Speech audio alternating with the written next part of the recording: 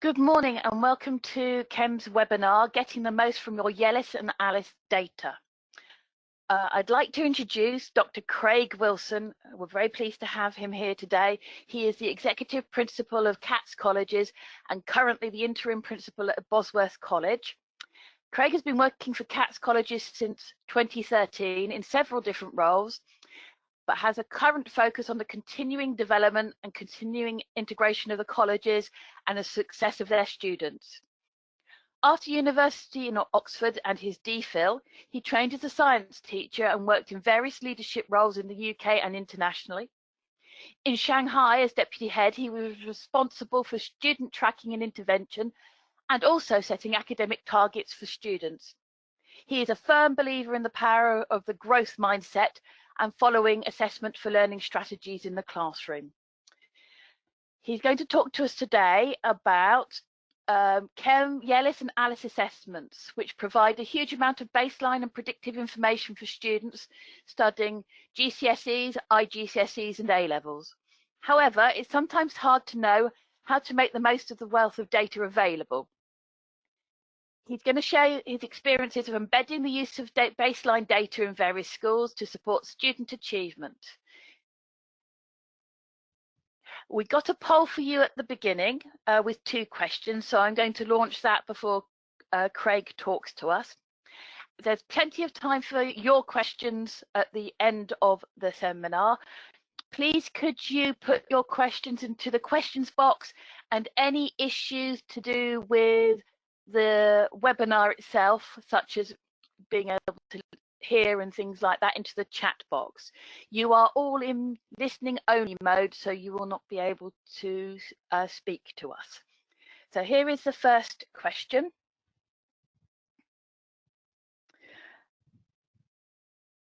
So the first one is, what type of school are you?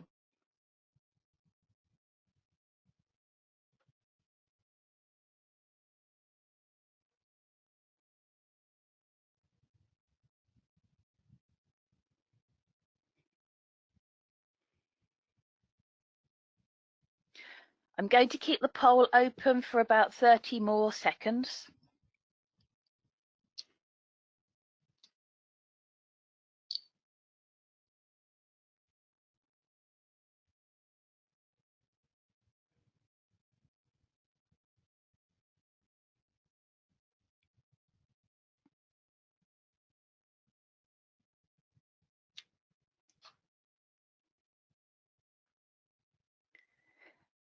And I'm going to close it. Right, thank you very much. So, Craig, we've got 81% of international schools outside the UK. Okay. 9% international schools in the UK, 8% UK state schools, 3% of government schools outside the UK, and we have got some independent schools in the UK as well. And the second question that I'm going to ask is, what kind of product do you use? We've got Alis, Midgis, Yellis, more than one product, and other if you don't use Chem.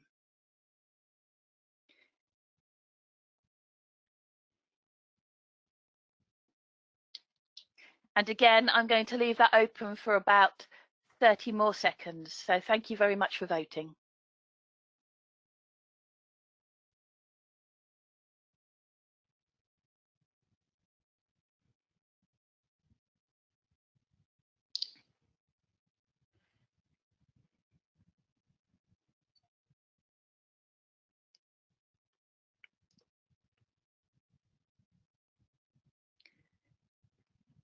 So about 5 more seconds. Thank you very much.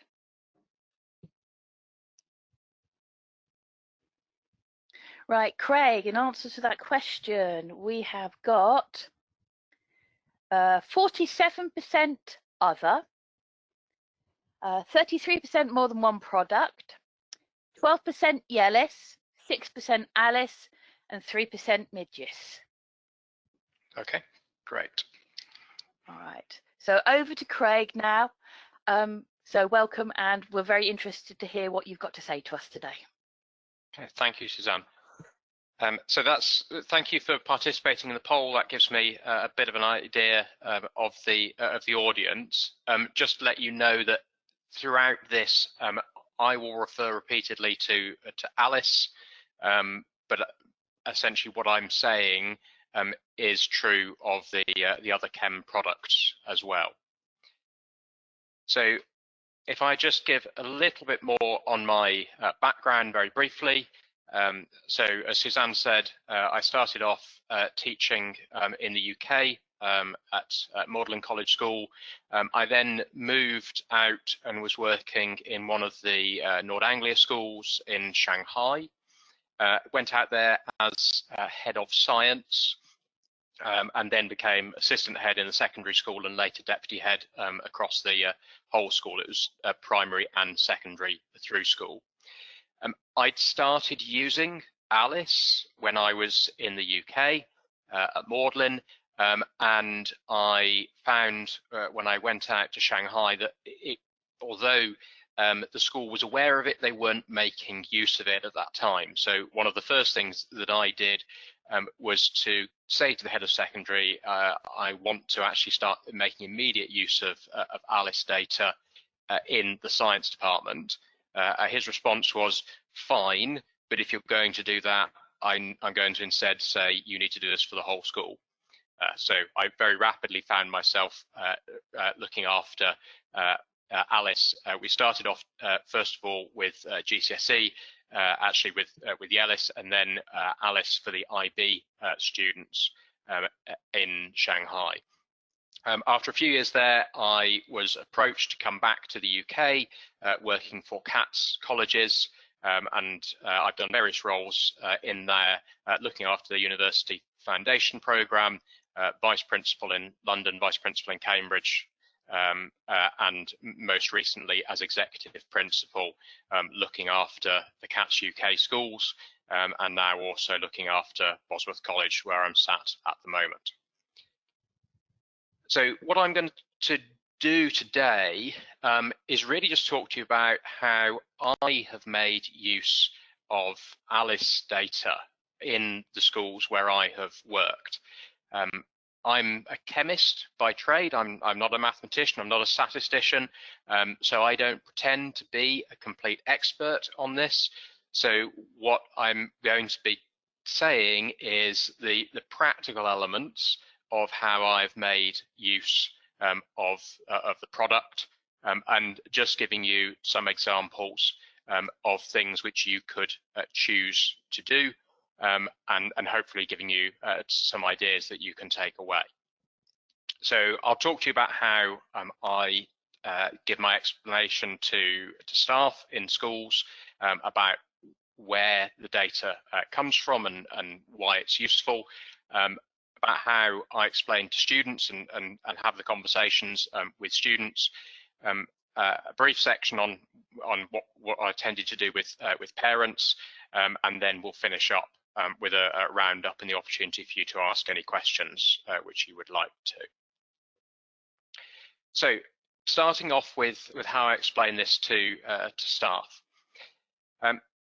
I start off by talking about how we come up with the initial data. So, and this is slightly simplified, but it's sufficient for people to understand. So, imagine you have a first cohort of students. These students, when they start at the schools, take an adaptive test, and they get a score from that, which covers verbal, non-verbal, and quantitative reasoning. Obviously, Alice also has the opportunity to use GCSE results, but looking at the number of international schools here, most of you, I think, will be making use of the adaptive test. At the end of their course, then, these students take an exam, and say that could be A-level and IB for Alice, could be IGCSE or GCSE for Yellis, and they get a grade for each subject. What it's then possible to do is to plot a graph which shows the grades that they achieved, and also the scores that they had achieved on the adaptive test at the beginning of the course. It's a scatter graph. There's obviously some variation in here. So you can add a line of best fit to that graph, and from that you can get the most likely grade achieved from the given test score. What you then have is, imagine a second cohort of students coming through. They also, at the beginning of their course, take the adaptive test, and they get a score across the various different skills. From these test scores, we can now read off from the graph to see the most likely grade that those students would achieve in each of their subjects. But also, because of the fact that this is a scatter graph, we're also able to see the range of grades which those students are likely to achieve. And that's shown on here by the red line. And that is what then becomes the chance graphs. And I think that the chance graphs are an enormously powerful way of framing the conversations with students, and are far more effective than simply talking to students about the most likely grade, about the median grade. It really makes the conversation much more flexible, and they're able to engage a lot more. So there are, though, a couple of things which I've found it sensible to accept when particularly explaining this to staff.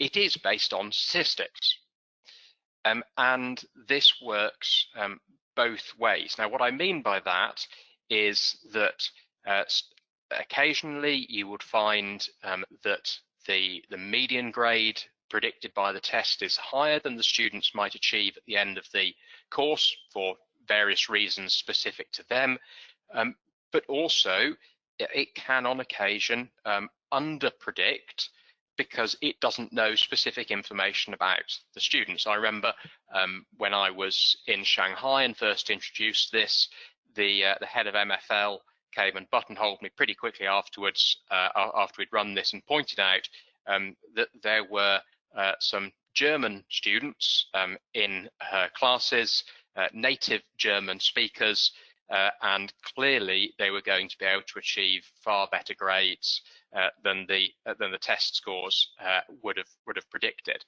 Fine, that's going to happen. There is going to be some variation, and it's important to accept that.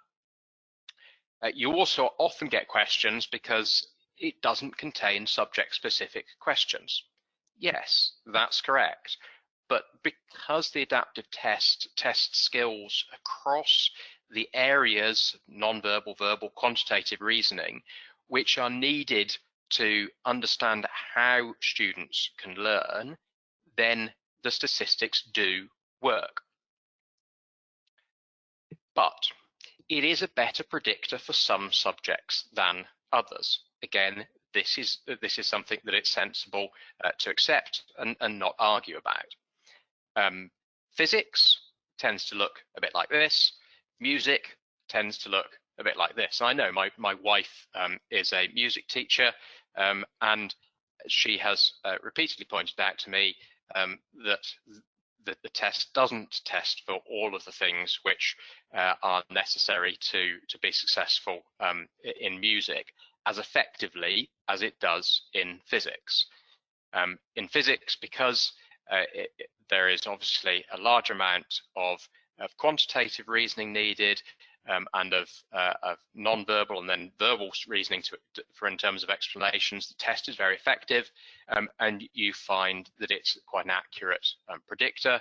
For music, there are skills in there that the test can't reasonably test for, and so you do tend to get some more variation. That doesn't mean it's invalid.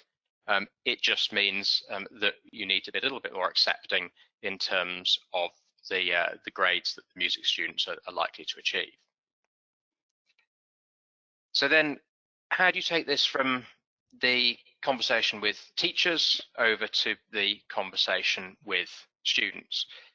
Now, typically, when I've done this as training for teachers in schools, I've done this aspect as a role play. Unfortunately, it's not possible to do that so easily today, but hopefully you'll get the idea.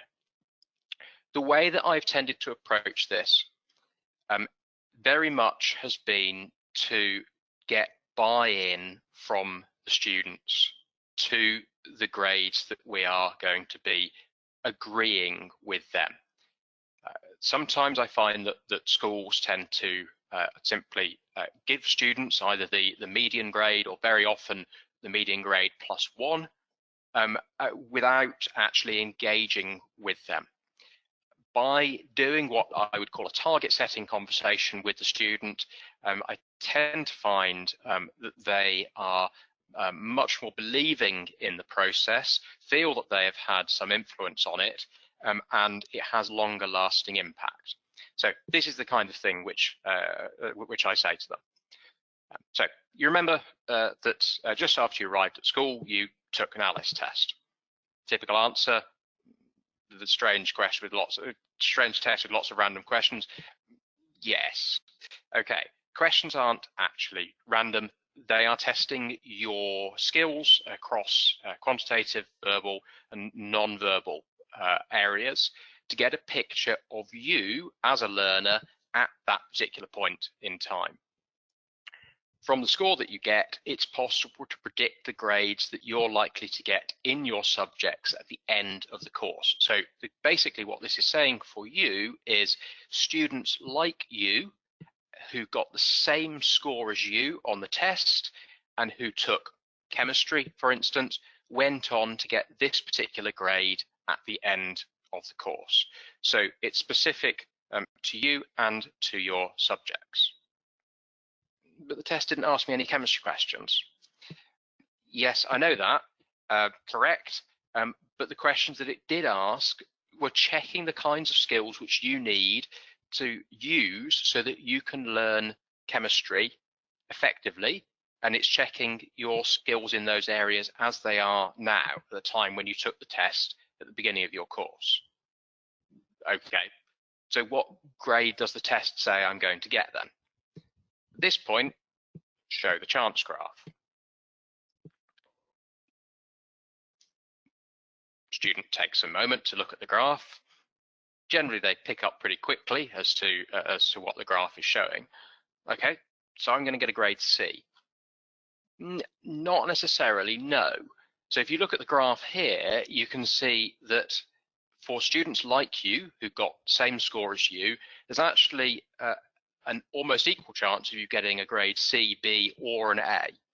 Lots of students like you did get a C, but you can see that lots also got grades as high as A.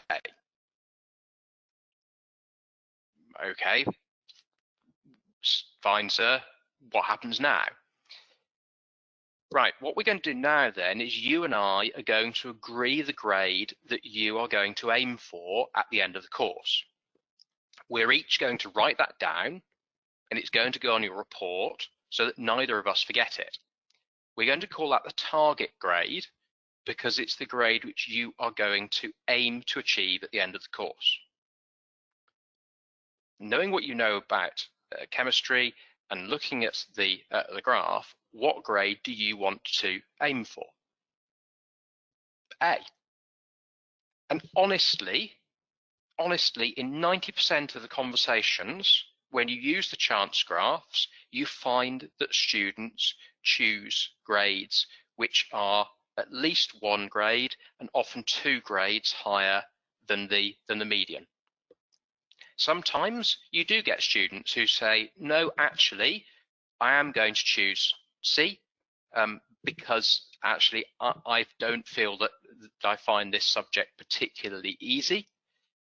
That's okay. They're bought into that idea then. They've had the chance to choose the grade. But 90% of the time, they want to try to beat the test. Okay, so the next part of this. Okay, great, you've chosen an A, we can both write that down. But remember that based on what the test shows, A, B, or C are all almost equally possible. And nearly 40% of students with scores like yours got less than a grade C. Why? Why? Because the test doesn't say that. Well, probably because they didn't work as hard as they could have. If we're both going to write down an A, you're committing to work as hard as you can. Do all the homework to the best of your ability, join in lessons, and ask for help when you're stuck. If you don't do all of these things, then I'm going to remind you of this conversation because you're putting your chance of achieving an A at risk. And remember, we're not going to change your target grade just because you're not putting in the effort. That's the grade that we're agreeing you're going to aim for. Okay, I'll stick with the A. I promise to work hard and ask for help. That's normally how these conversations go.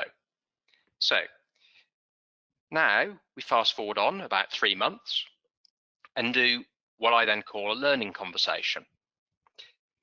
So here we are.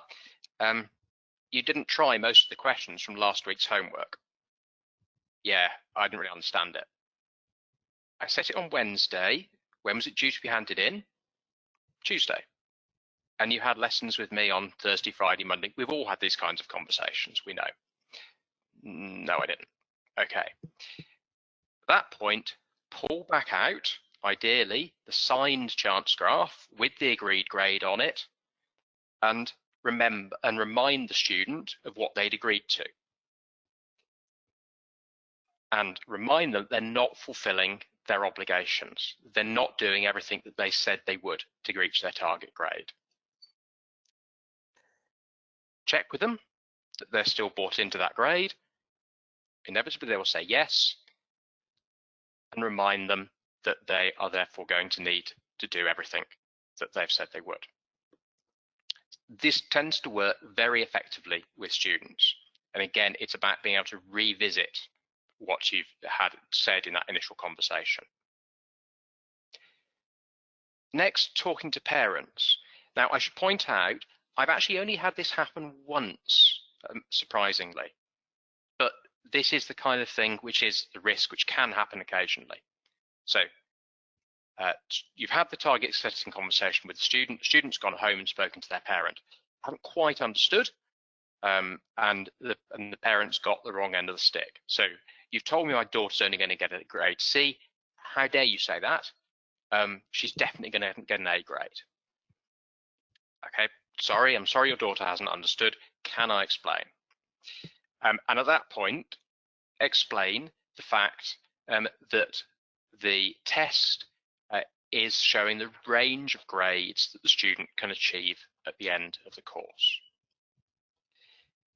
Say, statistically, yes, grade C is the most likely grade, but point out the fact that this assumes that she works averagely hard and goes to a school providing average levels of support. Now you can see where this one's going.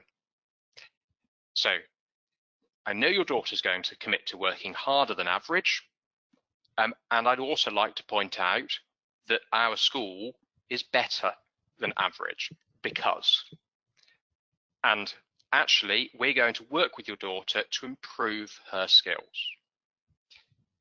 Remind the parent there's a significant chance of her achieving a grade A, even if this was an average school. So actually it is perfectly sensible for her to aim for A. We will support her. She will work to get that grade.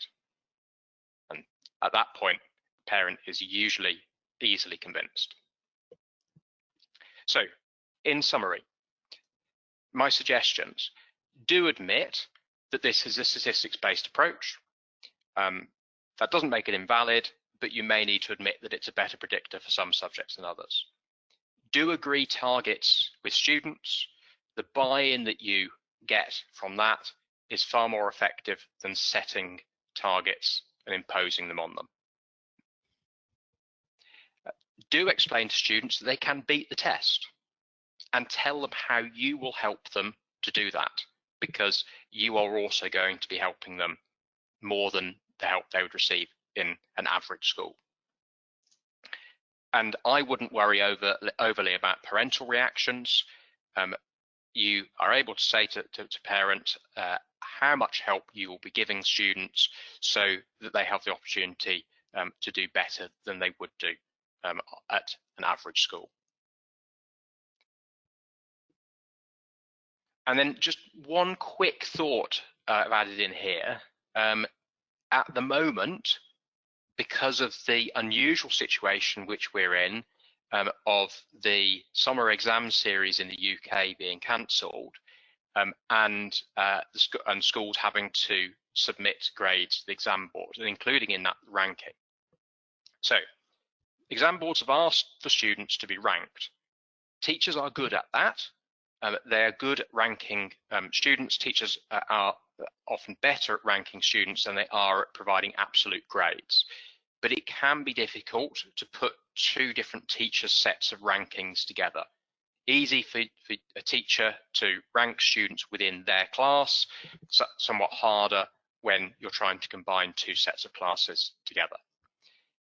One thing which we can think about at this time is, in this circumstance, if you really get stuck, if you really find that you can't get two teachers to agree how the rankings fit together, you could go back and look at Alis or Yellis data as a discriminator between two students to be able to make a fine decision between them. Either you look at the grades, the median grades, which have been predicted, or you actually go back and look at the raw adapted test score results. I hope you don't get into that situation. I hope that you can get agreement from teachers about how they're going to put their classes together, but it is a possibility that you could make use of the data if you needed to. So I hope that that gives you some idea of how I have made practical use of this in the past in my schools, and I'm very happy to take any questions which people might have. Thank you very, very much, Craig. That was very interesting. Before we do questions, I just want to let everybody know that there will be a certificate of attendance for this webinar. It comes to you by email about 24 hours after the end of the webinar. We are also recording the webinar, and it will be published on the Chem website. And there's further webinars coming up. The next one is making the most of baseline assessment after a break in classroom teaching. And there are two webinars planned on the 4th of June, 9 AM BST and 4 PM BST. There will be further ones published on the Chem website as well. And finally, I'm going to launch a poll, but what I'm going to do, Craig, is ask you your first question while I'm launching the poll to give people a chance to vote. So I'm going to say, we've talked about working harder, talked about predicted grades. What other factors can influence outcomes for students? So ultimately, it comes down, I think, to two things. One of them is their engagement with their studies, so that's the working harder piece. And I think personally that comes really down to asking for help when they're stuck.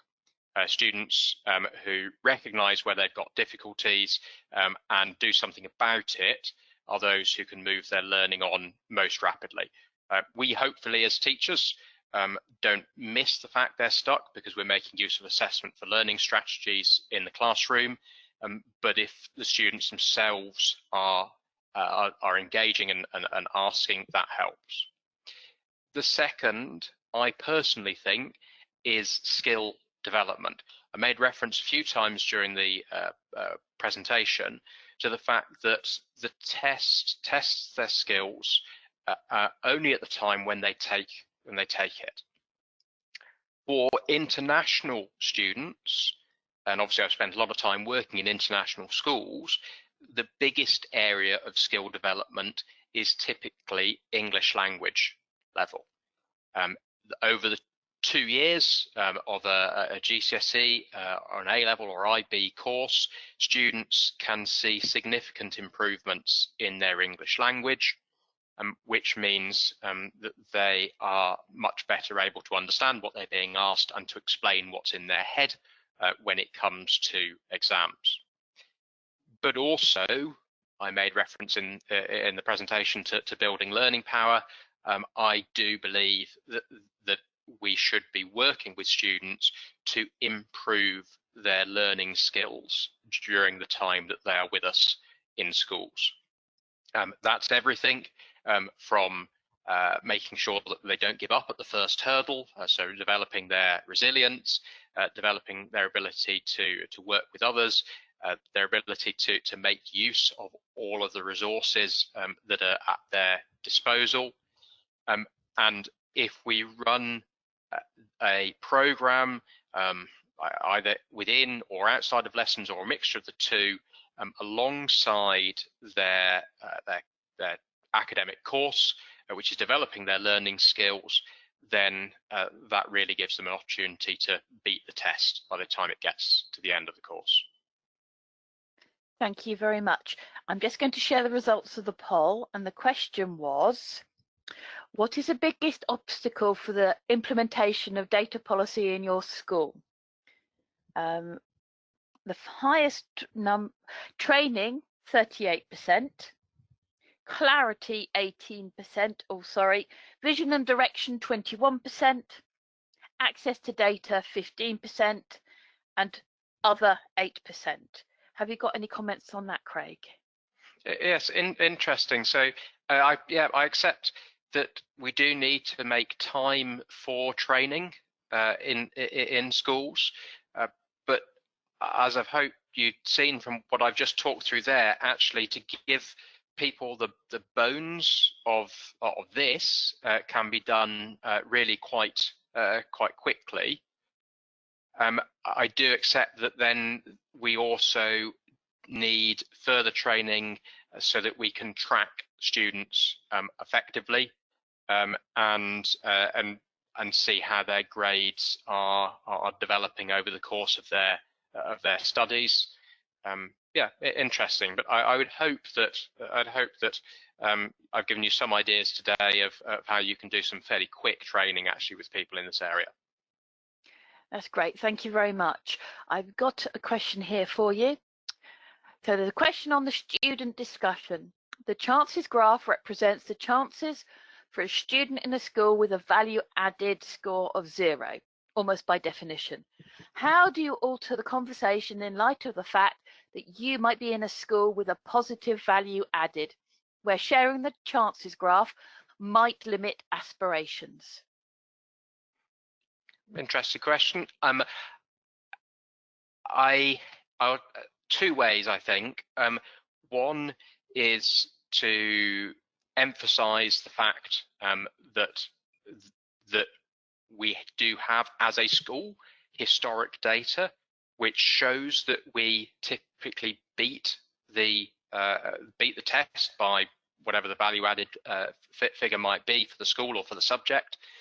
So to tell students straight out that on average students are already beating the median. The second would be whether you wanted to actually decide not to share the chance graph, or to share a grade which you had already modified. I'm not going to get into the technicalities here, but I have actually previously taken the published data from that Chem provides. They provide the gradient, the intercept, and the R² value. It is actually possible to massage the data upwards if that is appropriate for your school. It does take a little bit of technical know-how to be able to do that. But it's something which is possible to do if you would like to. Thank you very, very much. Another question: how would you encourage middle leaders or teachers to have these kinds of learning conversations with students about their grades?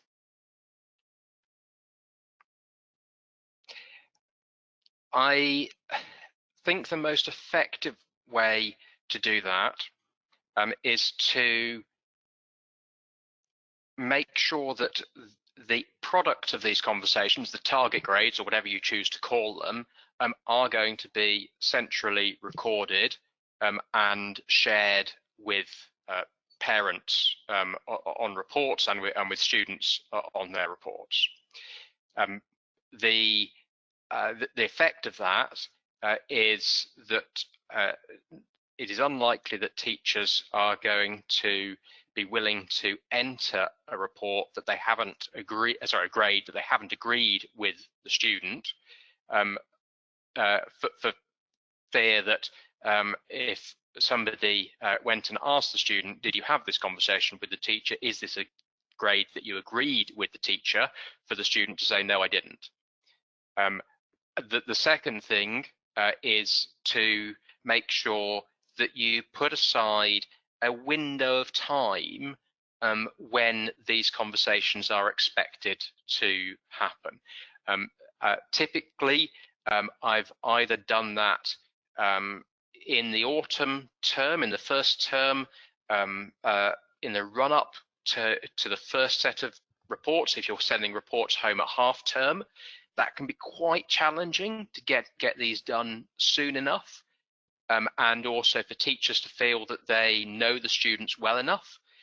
The other option is to say, okay, we won't put target grades on for the first set of reports at autumn half term, if that's what you do. We'll have these conversations after that half term break, and they'll go on the reports at the end of the autumn term. But you're saying there's an expectation that these conversations are happening during what might be, for instance, a 2-week window. The other thing which I guess I haven't said in here is how I actually do these conversations in the lesson, because that does come up as a question from teachers sometimes. What I typically do is to start the lesson, set the class off on a piece of work, but a piece of work which doesn't mean they work in silence. You actually want them to be doing some work where there's a little bit of background chatter in the classroom, and then you can pull students up one by one to have the conversation with you at your desk, masked by the background noise in the room. And ordinarily with a class, even in a sort of 25 students, I've managed to get those conversations done within just over a sort of week's worth of lessons. So it is possible to do that. But again, saying to people, it's fine at the moment. During this period, we understand that you're not going to be leading the lessons, but I don't personally find that you need to put aside specific times to do the conversations. If you want to, then actually, if you are a school who runs what you might call reflection days, sometimes schools have a day where they're off timetable and students are going around talking to their teachers. Again, having these conversations during one of those days can be a very effective way to do it, and teachers then feel that they're being given the time to have these conversations. That's great. Thank you very, very much. In your presentation, you mentioned a program for building learning power. Could you expand a little bit on that, please? Okay, I'm going slightly off topic from Chem. Building learning power is based on the work of Professor Guy Claxton. If you search for it on the web, you'll find that very quickly. If I can do a minor plug for another organization, if you also look for a company called The Learning Organization, they have adapted Guy Claxton's work to make it practical in the classroom. I would highly recommend them.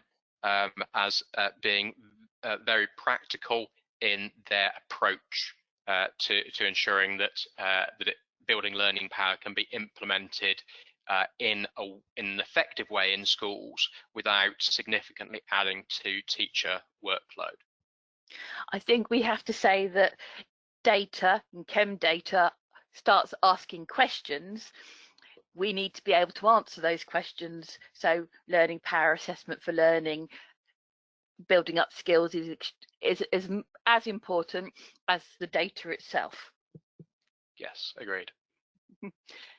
Right, I've got quite a bit of interest here in non-academic subjects. People were wondering how you handle non-academic subjects and also how you handle vocational subjects. And I think it's quite a broad topic. Do you feel able to talk a little bit about that? To be honest, it's not something that I've had an awful lot of experience with in the schools that I've worked in. I guess I've worked in schools that have been more narrowly academic. Okay, thank you very much. For those people with those questions, we will take them outside of this webinar, and we're going to just focus on the topic that Craig is talking about today. Let's have a look. I've got another question. This is from me. Can you use Chem data to compare cohorts? So, for example, using historical data, and does it help? Yes, you absolutely can, and I certainly have done this in the past as well.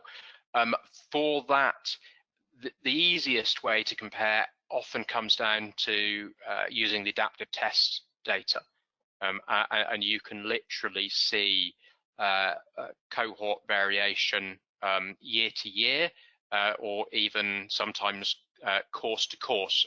In CATS, we run a 1-year fast track A-level program at CATS London, and it's a course that we select more into because it's tough and we don't want to set students up to fail.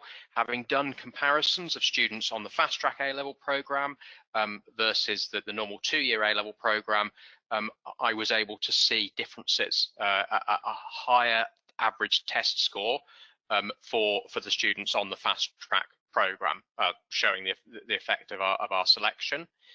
You can also compare year on year. Also, this can be useful when you are talking to inspectors.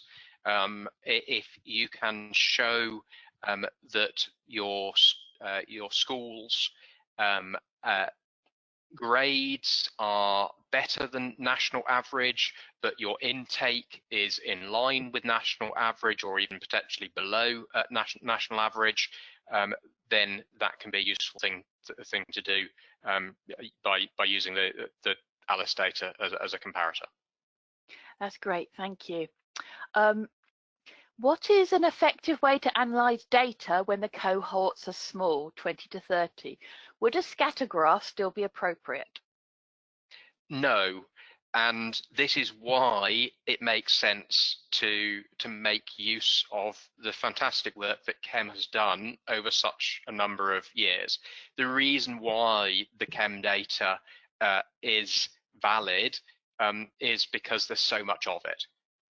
It relies upon large numbers of schools contributing their grade data, so that there's a large database from which these scatter graphs can be made.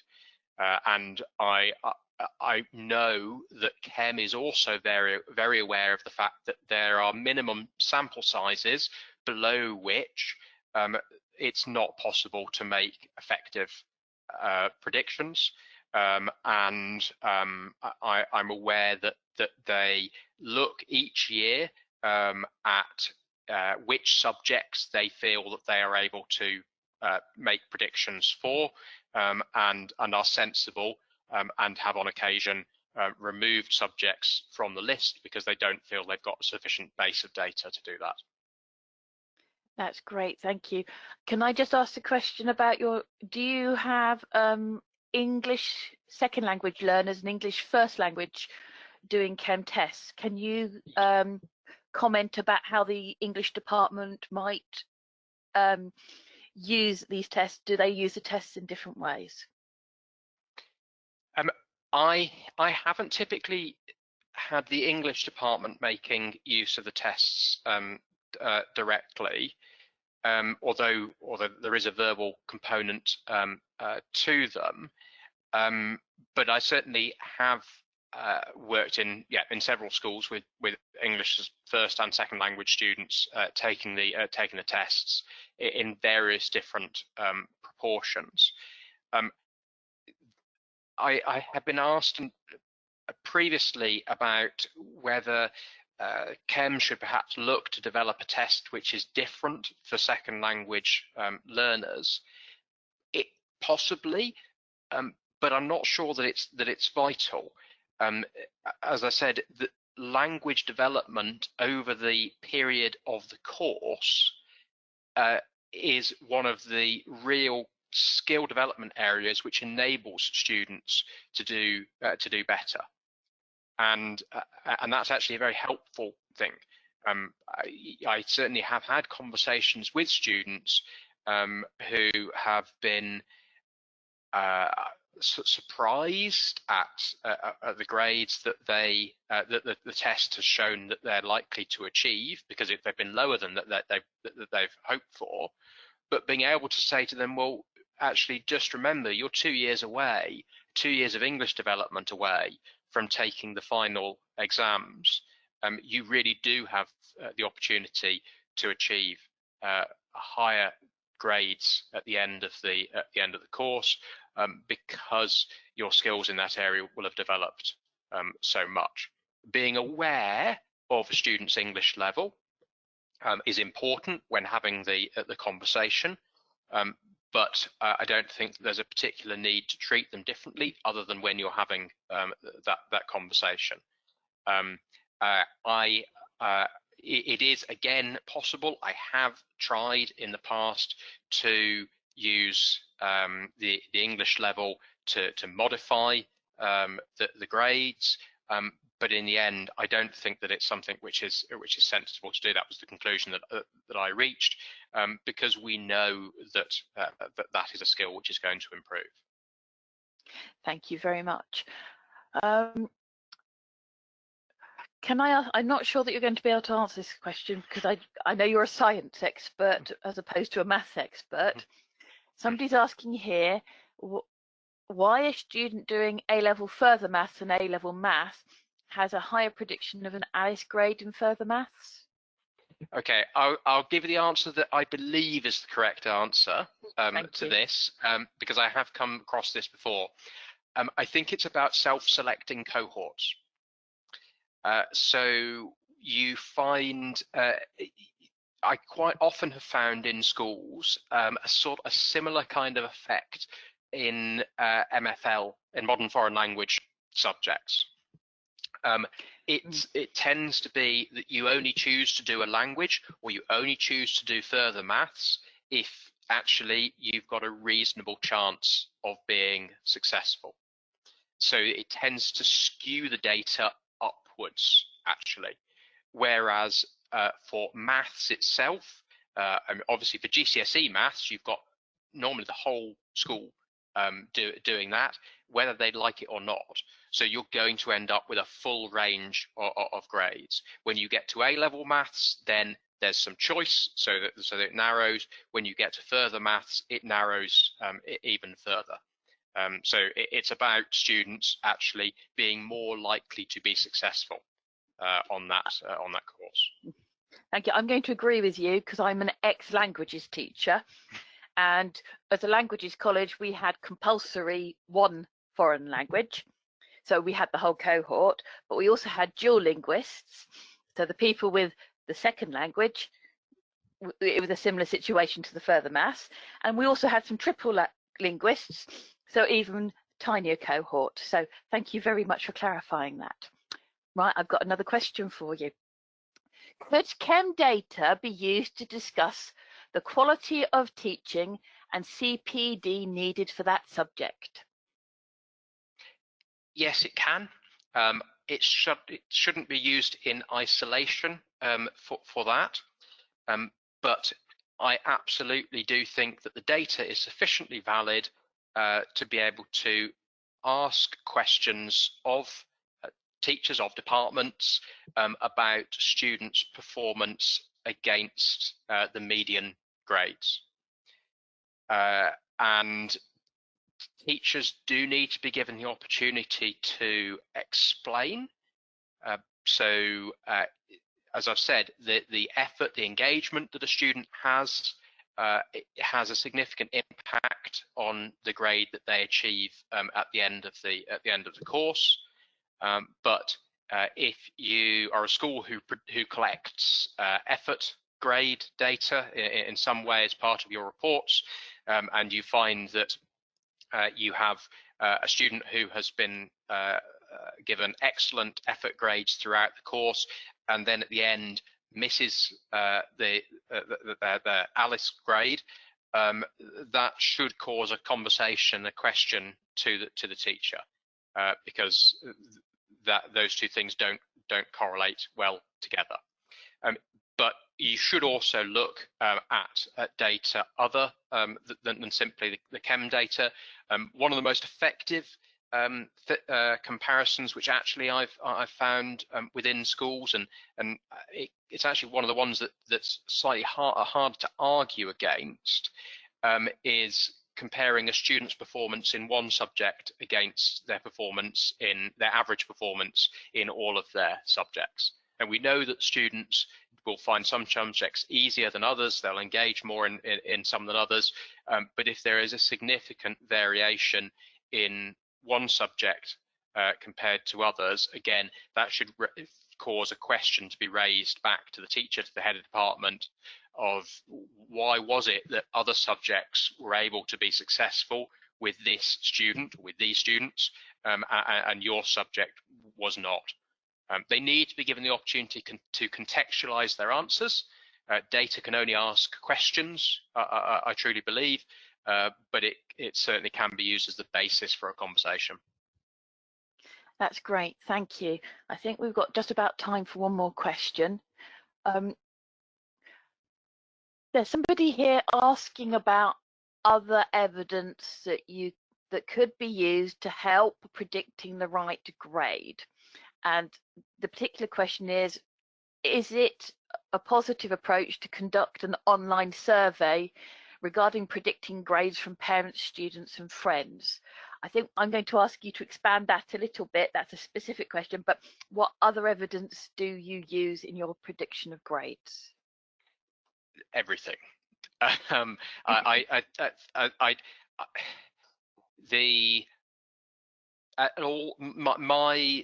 honest belief is that we should report predicted grades to parents far more than we should predict current grades to parents. I think as teachers we're being asked to forecast what is my child going to achieve at the end of the course.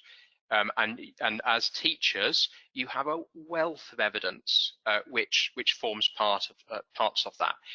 Fine, you have the Chem data to begin with, but you're getting that only at the very beginning of the course. Okay, you set formal tests, formal homework, which you mark as you go through the course. Yes, you can use that as evidence. Setting bigger mock exams is useful, and you should put weight against those the grades achieved. But you also know whether in your lessons that student sticks up their hand if they're stuck and asks for help. You know whether if that student finishes the work that you've set, whether they just sit there and do nothing, or whether they ask for extension work. All of these things are things which will impact on the grade that they achieve at the end of the course.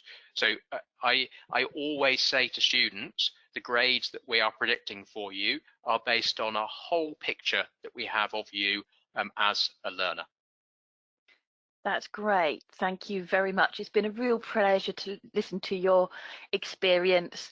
And I just want to read out a comment that somebody's put on here. Thank you, Suzanne and Craig. A very practical session.